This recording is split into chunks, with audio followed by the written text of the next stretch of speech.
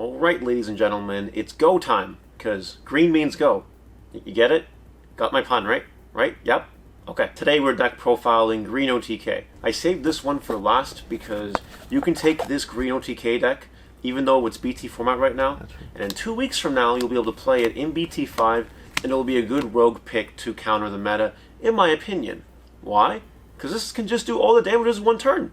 Like, that's really good. So today we're going to showcase the deck, we're going to explain what it does, and then I'll explain why it's actually good in next format, and exactly why it's been tier 1 in this format and dominating as long as it has been. As always, don't forget to like, comment, and subscribe. Turn that notification bell on to smash potatoes. That way you know when all these amazing Digimon videos get uploaded. And we are getting so close to 10,000 subs.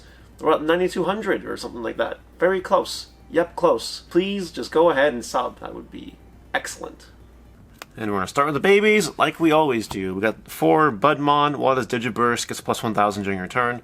Honestly, just really good at the generic 1,000. And then Minomon as the 5th egg. When attacking, if you attack an opponent's Digimon, it gets plus 1,000. I do like this because it attacking on talk over things like War Greymon and Lilithmons and all sorts of random 11,000 level 6s that you would otherwise crash with. So having this is actually really convenient and comes up quite a bit. But those are the 5 eggs. Wouldn't change them right now. Going level 3s, we got 4 of the bread and butter level 3, Palmon, the inheritable jamming Palmon when you Digiburst it. Give anything you want jamming. It's a power-up promo, it's been expensive for a while, it's recently gone down in price, which is really nice, but you really need this card if you want to play this deck, in my opinion, because having the jamming, especially going into BT5 format, where decks will be bigger in terms of DP size, you're really going to need that jamming safety net. So 4 of this, absolutely mandatory now and going forward. Next, we play 4 Tentomon. It's an on-play for 3, reveal top card of your deck, and if it's a green Digimon, add to your hand. That's almost 90% of the deck, so it's not often where Tentomon whiffs. Sometimes it does and it feels bad, but usually it's just a free +1, and who doesn't like free +1s? Next, we play 3 Argomon, because it's a 2-drop. It's very important to have 2-drops in green in my opinion, but the deck is so tight, I can literally only fit in 3. So we're only playing 3. We're playing 2 Terriermon, the Memory Denial Terriermon. I think this card is amazing because of things like Hammer Spark and Blinding Ray. You know, you need cards like Terriermon to help combat that. Going into BT5, Blinding Ray's not going away, Hammer Spark's not going away, and then you got things like Lilithmon. This is a very good answer to Lilithmon as long as you don't kill it with a Lady Devimon or something like that. So go ahead and maybe up the count of Terriermons going forward, but 2 was fine in this format. The deck is very thin, it draws a lot of cards, so I think 2 was okay. And finally, the 1 Lalamon, if you Digiburst it, it goes to your hand. So basically, you only need 1 because once you have it, it's always there, because you can always Digiburst it very often. And it's just a free level 3 at any point in time. So that's it for level 3s. We play a total of 14, and I think 14 is fine. I never wished I had any more or any less. For level 4s, the only one we play 4 of are the Cobutariman blocker from the green starter deck, because it costs 1 to evolve. That's very important, not having a 1-cost blocker. So we do play 4 of it. We play 2 Vegemon, because it costs 1 to evolve. It's 6,000, which is relevant with Nidhogg and Alteress, and it costs 4 to play, which again is relevant against things like Alteress. So having the 2 Vegemon there, they're perfectly fine. I never wish I had more. Next we do 2 Cobutariman. It has the inheritable your turn, it gets plus 1,000 for each of your opponent's suspended Digimon. So having that little power boost during your turn honestly does come up more than you think it would. So getting the inheritable boost is fine. We only need 2 though, because it comes up sometimes. It's not mandatory for the deck to perform, because you might have jamming anyway. So it might not be a big deal. And finally, we're playing 2 Woodmon, because I wanted to have a little more blocker control in this deck. And Woodmon is thick. He's 6,000, he's hardwood. He doesn't lose to things like Nidhoggmon and doesn't lose to things like Alteress. So having that is just perfectly fine. 6 blockers in the level 4 slot are fine. 10 level 4s in the level 4 slot are honestly okay. I don't wish I had more or less at any point in time. For level 5s, we play 3 Blossomon. This is just the Digisorption target. It's your free level 5 Digivolve, basically.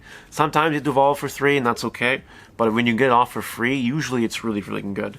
I would play 4. There's just no room in this deck. There is no room to play 4, so you go ahead and play 3.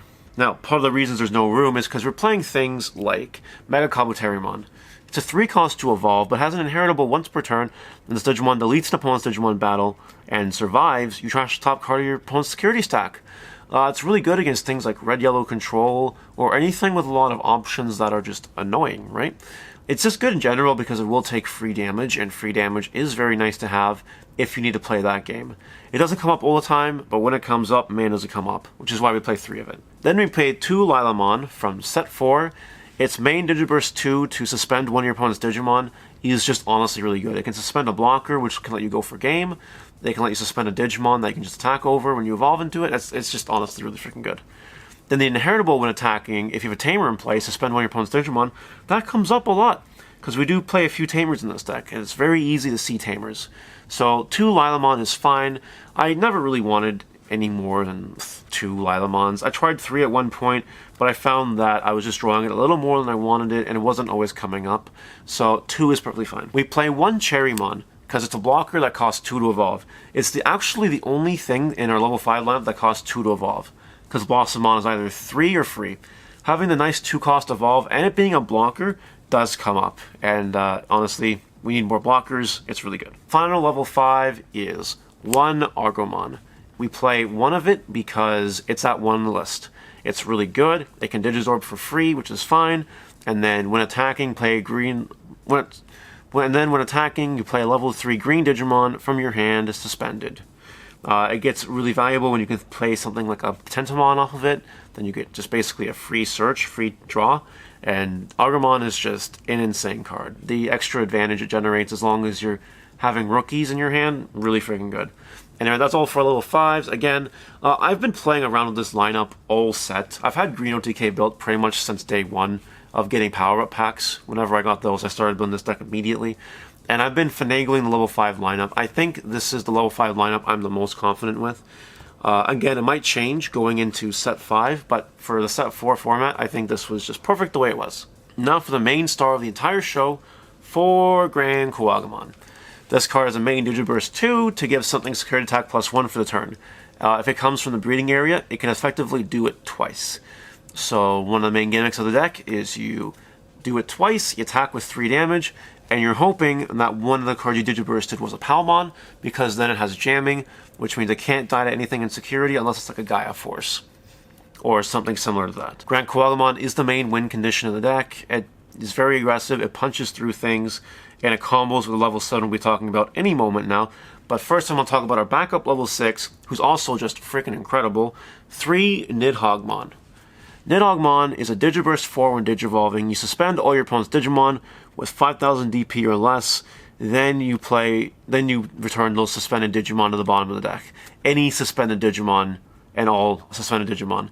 So it only suspends things that are 5,000, which is why having, 6,000 DP Digimons in this deck are really good. But if they're already suspended, they're going to go to the bottom of the deck because it returns everything suspended. So it's really good against Rookie Rush, it's really good against a lot of decks, it's good against Yellow, but Yellow can kind of play around it, which is why Yellow is slightly better than Green, in my opinion. But Nidhogg is basically a board clear. It costs 5 to evolve. Yeah, your turn's going to end, probably. Unless you can get it off with hidden potential, then that's just insane. So that's it for our level 6s. Grand Kuwagamon is the main win condition of the deck. Again, but you need to be flexible. Having the Nidhoggs are there for the board clear, which is really good. And you might not want to attack into your opponent's security all the time. Maybe you just want to clear their board. And Green has cards that capitalize off of clearing their board. Like friggin' Mega Cobutariman. Really good. Like Minomon. Really good. You have lots of options in this deck, lots of ways to play it. It doesn't have to swing punch face, but when it does it really hard. And let's talk about level 7 that makes it even better. We're playing 3 Chaosmon. This card evolves onto a green or a black, which is irrelevant for us, by paying 6. It has piercing, which is very good, and it has a when Digivolving effect, lets you unsuspend it and then attack any opponent's Digimon you want. It can be an unsuspended Digimon too, which is just insane. It's one of the ways you can kind of counter Yellow, because if you're playing against Yellow or Greymon, they might attack, unsuspend it, and leave it unsuspended, because they don't want to deal with, getting attacked or Nidhogged or something. But Chaosmon just completely goes around that. And if you combine this with Grand Kuwagamon, you're effectively attacking for 3 securities twice, which, if for simple math, is all your opponent's security most likely, unless they're healing a whole bunch, which odds are they're probably not. So this deck is effectively designed to swing for 3 damage with Grand, and then swing for 3 damage with Chaosmon. And then you literally need 1 more attack to win the game, unless they heal. it's just, that's what the whole combo of the deck is. Again, you don't always want to rely on that combo. When you're playing this deck, you have to compare the field, you have to judge what's best and what's worse. But when you get it off, it is really freaking sick. For Tamers, we play 3 Mimi, because Mimi is the best green Tamer in the game right now. At the start of your turn, you gain 3 memory, or you go up to 3 memory rather, and that's quite alright. Then, if you have a level 5 green Digimon on the field, you can suspend it, either hatch an additional egg or promote from the breeding area. So it gives you that extra aggression out of your breeding area, which is a really freaking good thing. It really gets you aggressive. A word of caution, you can't use Mimimon's effect with Chaosmon, because Chaosmon is white. Chaosmon is not green. So if you're going to do anything with Mimi and a level 6, make sure you do it before you evolve into Chaosmon. Very important. But yeah, Mimi is just there for the extra aggression and the memory, and having 3 of it is fine. We see it often enough, no big deal. We play 2 Needle Spray. I decided Needle Spray over Flower Cannon because I'd rather have the more targeted and reusable tapping suspending than just one big foul swoop with Flower Cannon. I think it fits this deck's playstyle a lot better, and that's exactly what we want to do. We just want to suspend random things. The fact that it can suspend blockers is also really good. So we'll go ahead and play 2 of it, and the final card of the deck is 1 Hidden Potential Discovered because it is at 1. For a very good reason. The next time one of your green Digimon digivolves, you can suspend one of your Digimon to reduce the cost by 5, which means you can make something like Nidhoggmon free, which is broken, or you can make something like Chaosmon only cost 1, which is really broken. This card's insane, and if it's in the security and you flip it, it adds it to your hand. It's just, this card's incredible. If it was at 4, I think this would probably be the best deck of the format, but it's not. And going forward, you know, having it at 1 is probably for the best. That's it for the deck profile. Let's go with some closing thoughts. And there you have it. There's Green OTK, the final deck profile for BT4 on this channel. And honestly, we're ending it with quite a bang. Get it? Because it bangs? It's hard hitting? Okay, I'm done. Anyway, this deck can hold its own in BT5 format because it can literally just do all the damage in 1 swing. It can still do that, or in 2 swings technically, in 1 turn.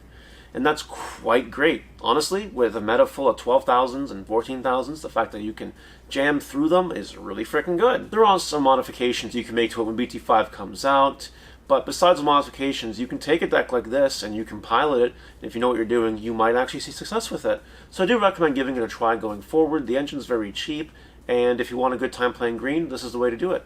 Like usual, don't forget to leave it in the comments about what you thought about this deck profile. Did you like it? Did you hate it for some reason? You know, let me know. I love reading that kind of stuff. And with that, we're going to go. See you next time.